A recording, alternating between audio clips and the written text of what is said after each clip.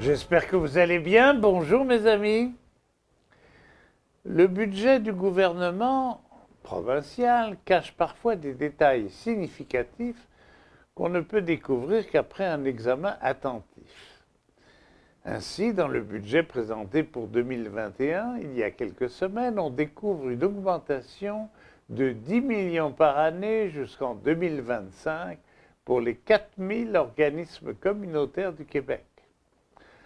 Pour vous donner une idée, ça correspond à une augmentation moyenne de 3 300 $ pour chaque organisme. Une peanut. En 2019, le gouvernement caquiste avait augmenté ce budget de 28 millions et de 40 millions pour l'année 2020. Madame Caroline Toupin, coordonnatrice du réseau québécois de l'action communautaire autonome, parle d'une douche froide. Je la cite.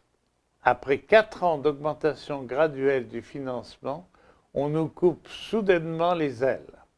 Il s'agit d'un choix politique inacceptable et injustifiable, en particulier pendant cette période difficile, alors que les besoins sont plus criants que jamais. C'est d'autant plus irrecevable, poursuit Mme Toupin, dans un contexte où le gouvernement s'était engagé à mieux soutenir les organismes dès le printemps 2021 avec un nouveau plan d'action. Après nous avoir froidement laissé tomber, il nous demande maintenant de patienter jusqu'au prochain budget.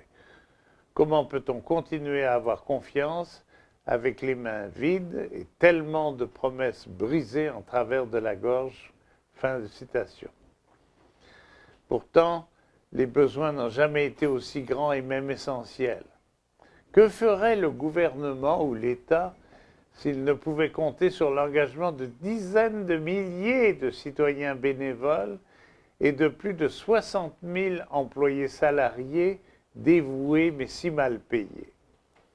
En fait, ces subventions trop maigres ne sont pas des dépenses, elles sont des formes très rentables d'investissements éducatifs, sociaux, des mises de fonds publics qui empêchent les formes les plus criantes et les plus scandaleuses de la misère de tant de femmes et d'hommes.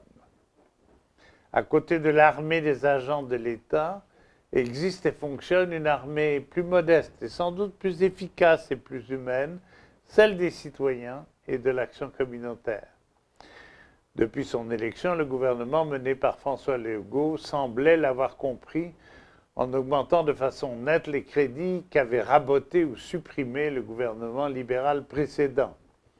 Mais voici qu'il retrouve les ornières du minimum en comptant exploiter la modeste générosité de ses électeurs et de ses citoyens.